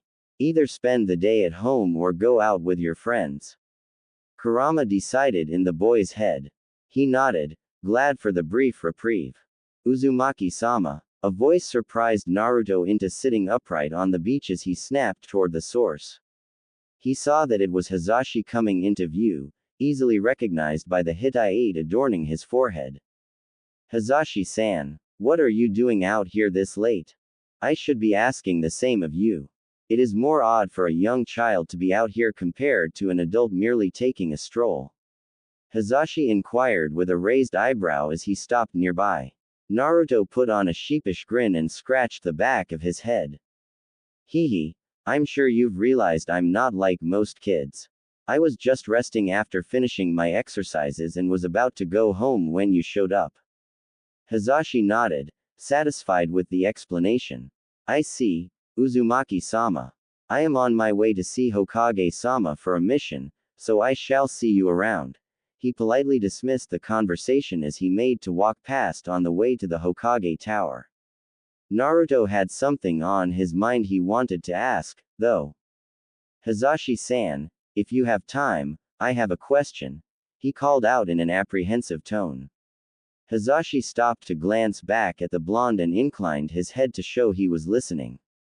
I was thinking about what you said the other day about your clan's history and the seal. If it was so bad, why hadn't anyone come up with a better seal? Something that everyone in the clan can use to protect the Byakugan without all that pain and control. Naruto carefully inquired in a neutral tone. Hazashi was surprised by this question and had to take a moment to think over his answer. I am not exactly sure, Uzumaki-sama. My best guess is that, in the beginning, the clan was proud of the seal as it protected their pure bloodline from being stolen and tainted by their enemies. They did not realize the implications that they just laid the foundation for a truly segregated system the clan is using now. By the time the branch members became dissatisfied with the way things have become, the entire clan were already set in their ways. It is now tradition to use the seal and they all just accepted it as the way of life. I suppose that is why not many have thought about modifying the seal up until now, he offered, and Naruto could only furrow his eyebrows together in deep thought. You know, Uzumaki-sama, you are not the first one to ask me this. Hinata-sama asked me a similar question not too long ago, the Hyuga added. The blonde glanced up at him with a raised eyebrow. Hinata-chan did, so she doesn't like the system either. Hazashi shook his head. She never has. She is kind, does not enjoy having servants, and she hopes to one day see the use of the seal band. Wow, I was going to say that, since I might be Hokage one day, I was going to fight to get this seal band and have them find another way. However, it looks like it'd be a lot easier when Hinata-chan get to be the next head of the clan and we could work together. Naruto muttered thoughtfully as he cupped his chin and squinted his eyes fox-like. Hazashi raised an eyebrow and kneeled down in front of the boy to level his pale-eyed gaze with a pair of blue eyes. What makes you believe you might be chosen as the Hokage? I just began training, but I'm going to be the strongest shinobi ever. I have to if I want to protect my precious people. And when you become the strongest shinobi in the village, you become the Hokage, right? It's just natural. Naruto replied as if this was the most obvious thing ever. The Hyuga was instantly reminded of the fourth Hokage at this reply. He raised his other eyebrow, then broke into a chuckle. Naruto was a little unnerved by seeing a composed Hyuga chuckle heartily. Maybe that's why they wear such stoic expressions. It's pretty disturbing. I agree wholeheartedly. The older man suddenly ruffled the blonde's hair, much to his cry of chagrin, and stood with an amused grin. Uzumaki-sama, you will have to work hard then since there are many powerful shinobi out there, but I believe you may be able to do it as long as you have your precious people to think about. My son, Neji, will be incredibly strong and he might aim for that Hokage seat someday as well. You two may likely end up being rivals. The man had to smirk deviously at the boy's slightly affronted expression at the thought of someone being as strong as him in the future. However, I also have high hope that the two of you will get along eventually and be good friends. Now, I need to go, so be sure to get home safe and have a good evening.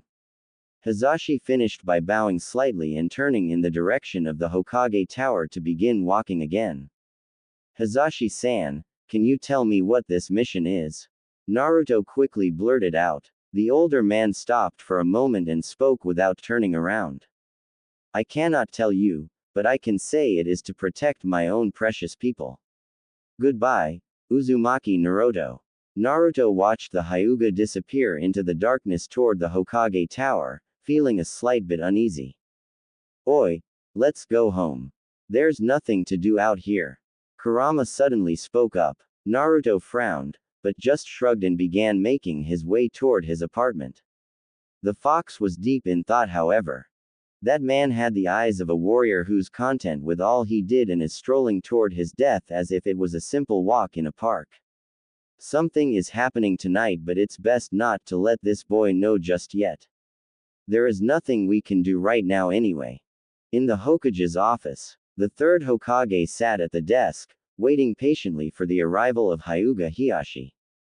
In the room with him were two Anbu, one of them Kakashi, and the Kuro ambassador. In the center of the office was a scroll laid out with a large storage seal array. The ambassador was growing nervous by the second as the other three occupants leveled their glares at him, as if they were wishing for him to slowly die by melting into a puddle. I expect this to be kept quiet. We will deny anything if this comes to light, the Hokage ground out through gritted teeth. The ambassador flinched at the leader's harsh tone before nodding nervously. When you retrieve the body, you will sign this statement that declares you have retrieved your so-called reparations for Kumogakure, and we will not speak of this ever again. Is that understood? The third continued as he pointed at a piece of paper on the desk, his glare intensifying. Believe me, we want to keep this quiet on our ends too. I will sign as soon as I have confirmed it was Hyuga Hiashi himself. The ambassador tried to steel his own nerves against the third's anger, but failing miserably. It felt like eternity for him under the unbearably imposing presences of the two Anbu and the Hokage until the office's door finally clicked and creaked open to reveal Hazashi Hyuga. It took the Hokage all he had to keep his face schooled in a neutral expression even with the massive shock he was experiencing. The Anbu were lucky they had their masks on, and it took considerable effort to keep their bodies from showing any reaction. What the hell is going on? Why is Lord Hiashi's twin brother here?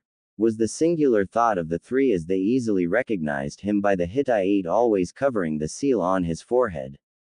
Lord Hyuga Hiashi reporting. Hazashi said shortly with a scowl. The Hokage saw something in the new arrival's pale eyes that made him think he should at least play along. He really hoped this man knew what he was doing. You have come, Lord Hiashi. You do understand why you are here, correct? The ambassador asked nervously, visibly relieved at having a distraction, as Hiashi walked to the center of the office. Yes, I am to die and give up my body for my crime of killing one of your retired shinobi for no reason.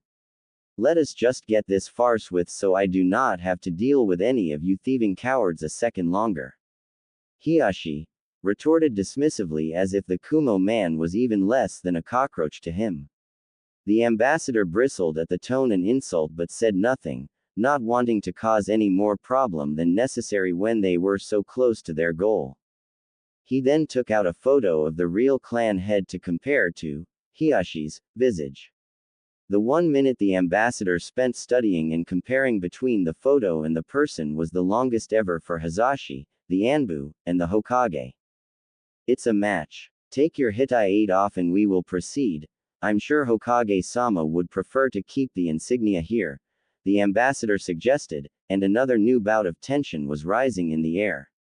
They knew they would be found out if Hazashi took the Hitai tie off and revealed the hidden seal. If it is all the same to you, I am doing this as a duty to protect Konohagakure from an unnecessary war. I would prefer to die knowing I have served my village to the very end, so please allow me to keep my Hitai 8 on until after my last breath has left the body. Hiashi coolly replied without missing a beat. The ambassador took a moment to think before silently nodding.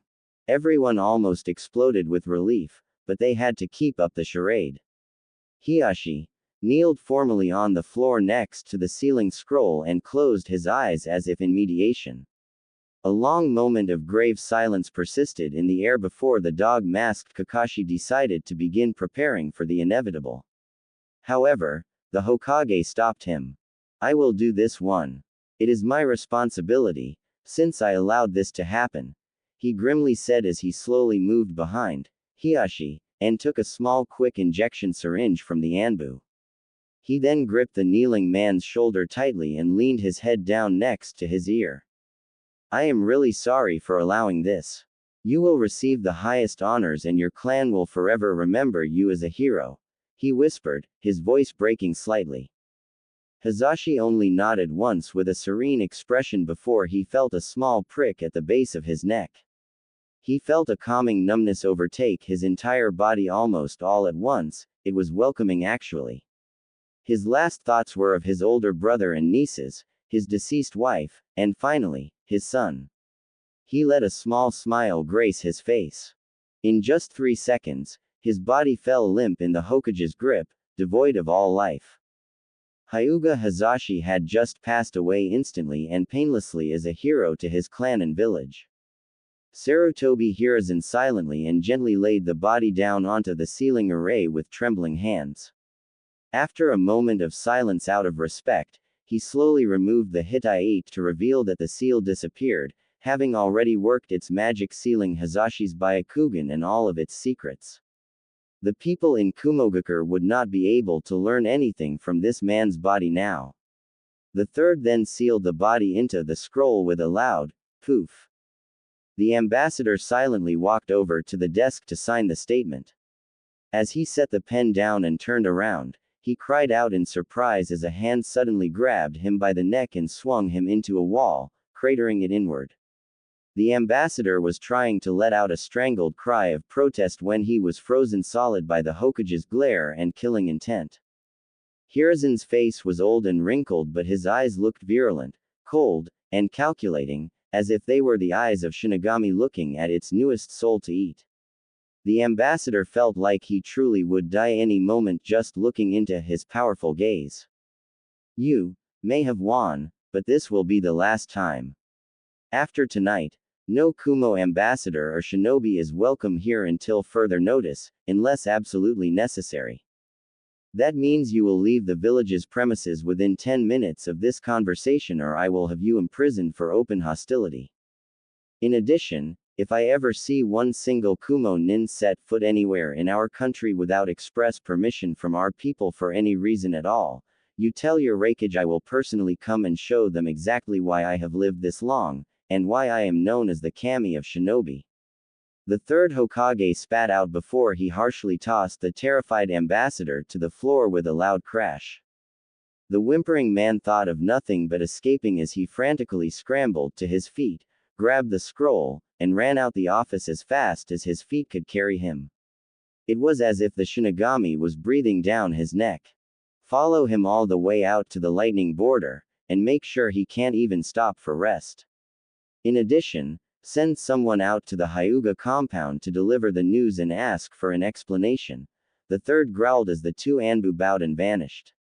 He was not relieved that they might have protected the Hyuga clan's secret. He was still angry that he still sacrificed a life to supposedly protect thousands. It did not matter if it was a nobleman or a servant, a person's life was still lost this day and he had to allow it on his watch without any resistance. All of the emotions Sarutobi Hiruzen kept in all day finally overflowed as he yelled in rage and smashed his fist on the desk, splitting it in two. The next morning, Naruto noticed something was different in the air around the village. Life went on as normal to most people, but to him, he could feel that something was somewhat off. He relayed his feelings to his tenant as he was walking around, enjoying the morning air. Stop by the tower if you want. Maybe that old fart knows. Kurama only had this suggestion to offer. Naruto, having nothing else to go on, decided to detour to the tower anyway. He entered, made his way up the stairs, and was led in by Temari. The blonde was surprised to see his surrogate grandfather, sitting behind what looked like a new desk, looking so old. The third was exhausted, having been up all night dealing with all kinds of emotions. He felt and looked defeated.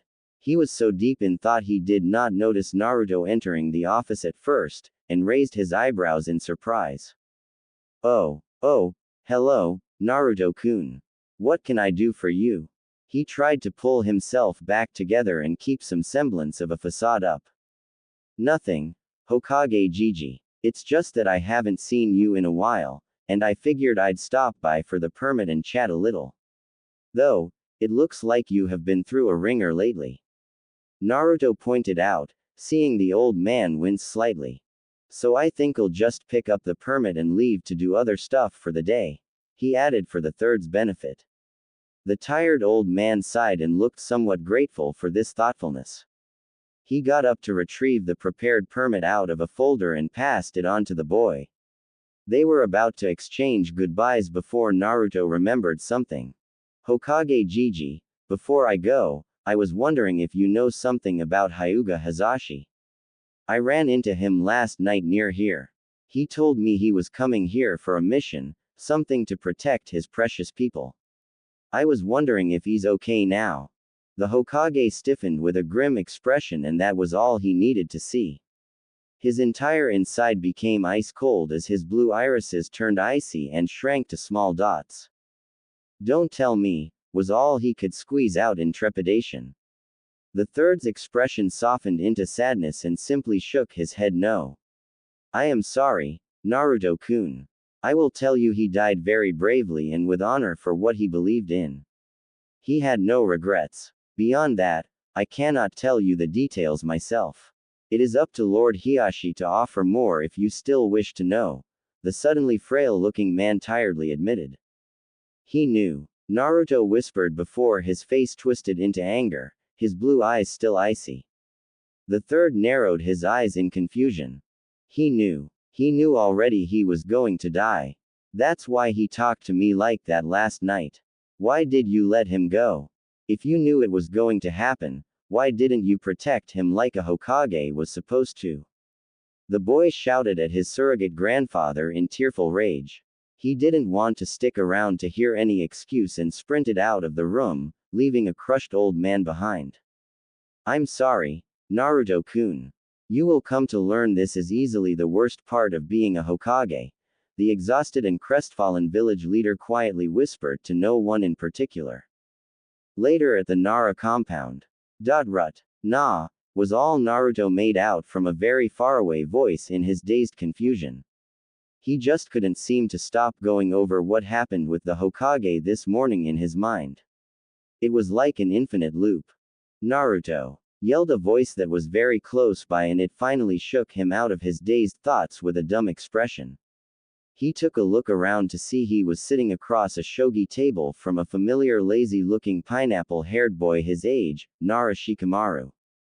Naruto then quickly remembered he spent an hour sulking and holding back tears after berating his surrogate grandfather. Afterward, he ate something he didn't even remember now and walked aimlessly around the village just for something to take his mind off what happened. He then ran into his friend on the streets. Shikamaru noticed something was wrong and offered for his blonde friend to come over to his place to cheer up. Now, the brown-haired boy was putting on an annoyed expression as he muttered, "Troublesome," and pointed down at the table, which had a match in progress. "Sorry, Shika. I've been out of it lately." Naruto mumbled pitifully as he moved one of his white pieces without a thought. His friend's eye twitched in annoyance at the new move and went into the thinking pose for the 5th time in this match if he had been paying attention and kept count. "Oh, I got you thinking now. Guess that's somewhat a personal victory for me now," he remarked half-heartedly as he tried to clear the cobwebs from his head. Shikamaru raised a twitching eyebrow. "This isn't the first time you've forced me to do this.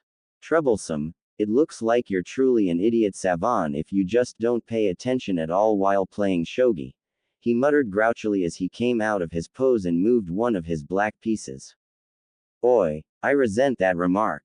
Naruto grunted indignantly as he moved one of his own pieces without another thought again and took one of his opponent's pieces. Shikamaru growled in frustration and went back into his thinking pose once again. "You know, you just proved his point. I have never seen such sloppy play, but you just keep getting out of trouble against vastly superior strategies. It's like what you are doing is organized chaos. In my thousands of years existing, this is simply astonishing." Kurama offered her thoughts in clear awe. "Not you too, Fox."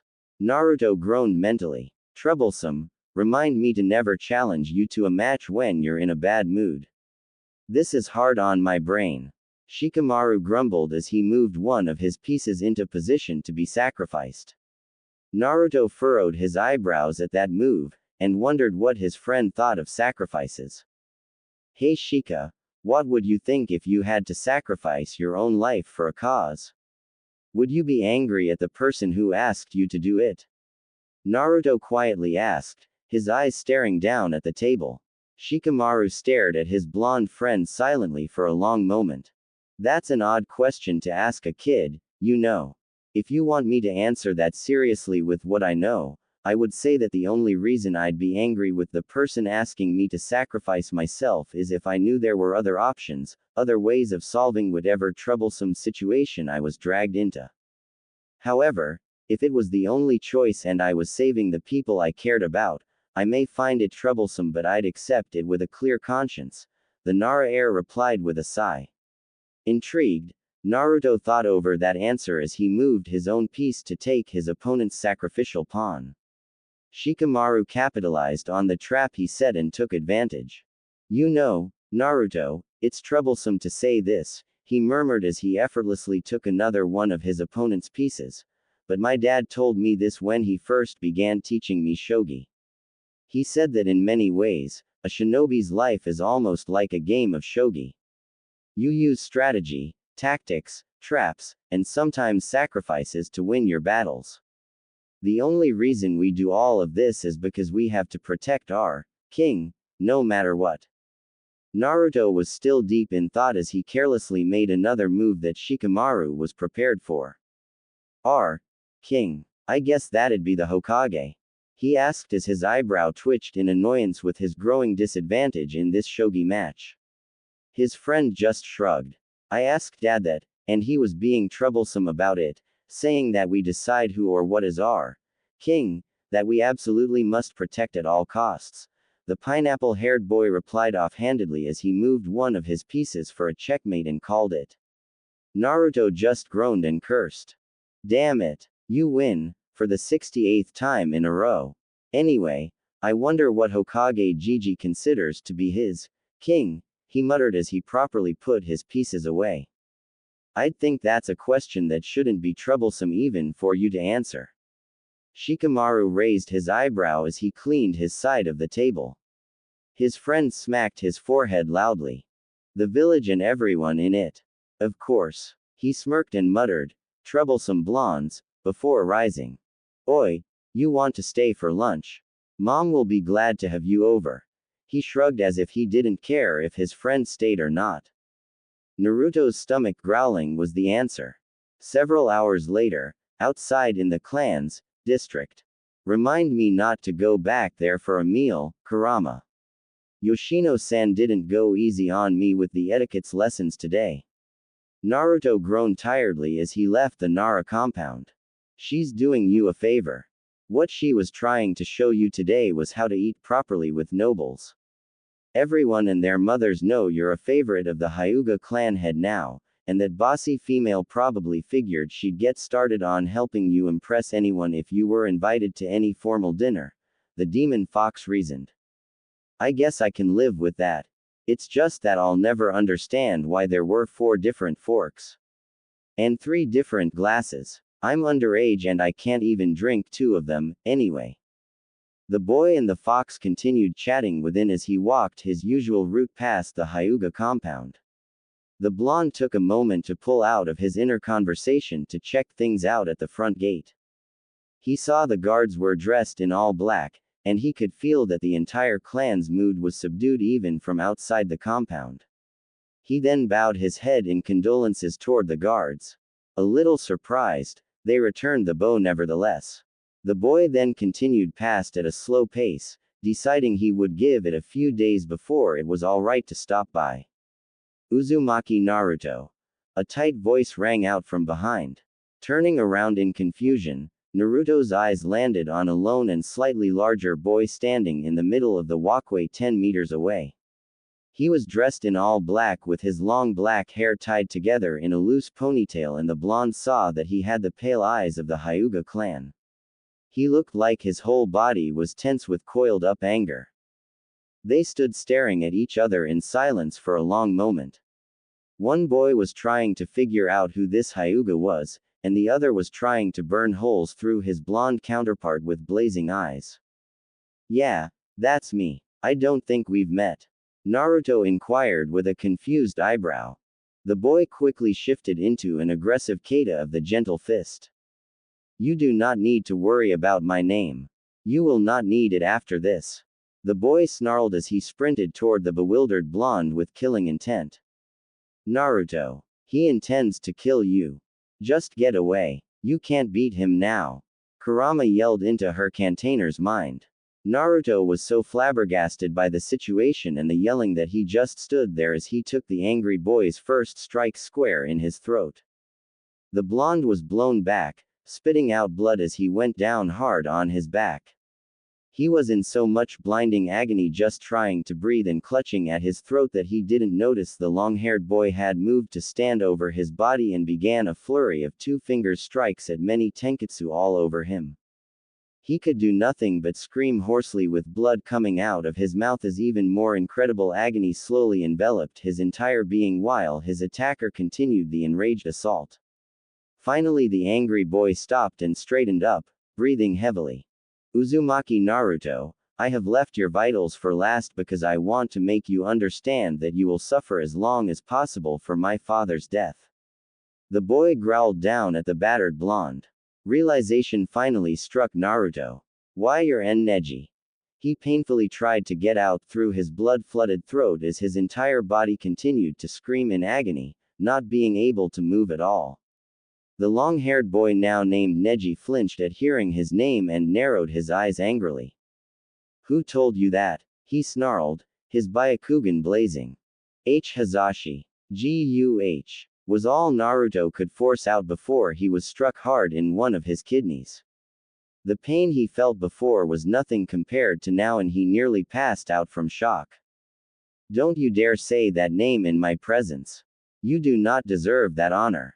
It's your fault my father sacrificed himself in his brother's place.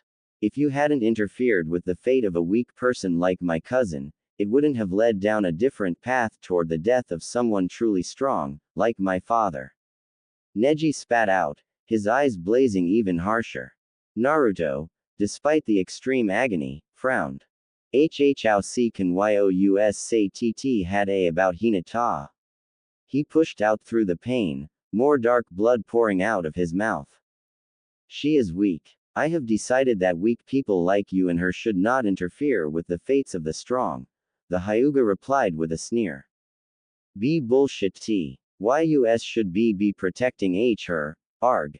Naruto screamed out and gurgled again as Neji slammed a charka strike into his left lung.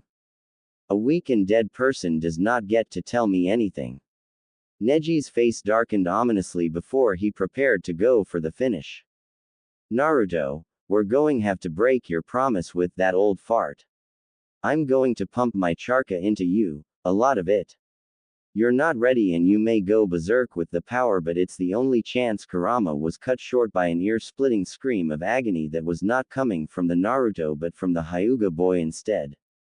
Neji was screaming at the top of his lung to the high heaven as he clutched at his forehead tightly and was about ready to tear his hair out. He fell down next to his blonde victim and flopped like a fish in unbearable pain. Naruto was stunned and utterly confused at this abrupt change in the situation, until he noticed an approaching man wearing the same black funeral robe as Neji. It turned out to be Hyuga Hiashi holding one of his hands up in a seal. He also looked pissed as hell. The boy quickly connected the dots.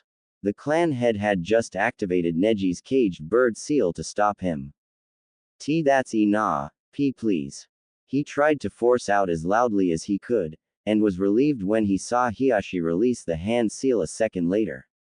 Neji's screams ceased abruptly and he was now gulping for air, apparently unconscious. The Hyuga clan head glared at one of the gate guards nervously approaching the three. Get this, moronic boy to confinement and leave him there for a month. No visitors except for me. He snapped harshly as he made his way over to Naruto and kneeled down. The guard quickly scooped up Neji's unconscious body and carried him away into the compound, while the clan head then activated his Byakugan to scan the blonde's body for any major damage. Nothing looks fatal and you are already beginning to recover, thanks in no small part to your, Naruto noticed the pause about his, tenant. Incredible healing most likely, Uzumaki.